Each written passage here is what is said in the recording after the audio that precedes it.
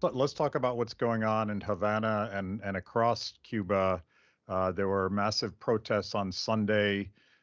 We probably think they're still going on. You have family on the ground. I do, and I'm in constant communication with them now, even though it's a little difficult. So they've cut all phone lines, they've cut internet, and they've cut power to the island. So getting communication is very difficult. Somebody somewhere put up a VPN, a satellite-based VPN, and that's what all Cubans are using to be able to communicate. I think I don't know who did it, who's responsible for it, but God bless them. That was an amazing feat, and that's why we're still able to communicate. Um, so the protest started on Sunday, but this is something that's been brewing for a long time. This isn't something that just happened. And there's one independent journalist in Cuba that I listen to quite a lot, Joanny Sanchez, and she's on this newspaper called 14 and a half, 14 y medio. And one of the things that I have to say that has driven this to happen is the internet, is that Cubans are finally able to see, and a large part of that is Facebook. As much as I don't like Facebook, Facebook it plays a huge part in this. They've been able to communicate with each other. In such a repressive regime, people haven't been able to talk to their neighbor and say, "Hey, how do you feel about the situation?"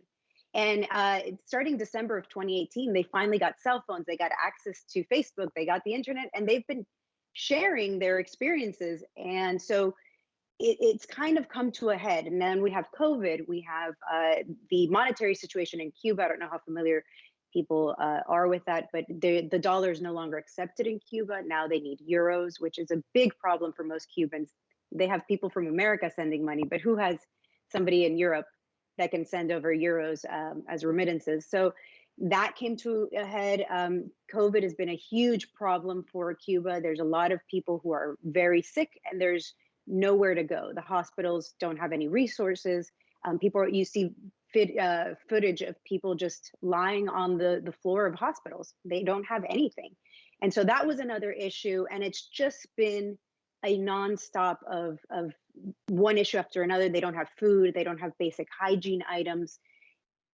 It came to a head. This is exactly what would happen if you just push people to the breaking point. They keep saying, one of the chants that I hear is, "We're not scared, no tenemos miedo," and that means people have been scared of the regime for so long, and they're like, you know what? We're so hungry that we don't care anymore. We're so tired of this. We just don't care. We want freedom.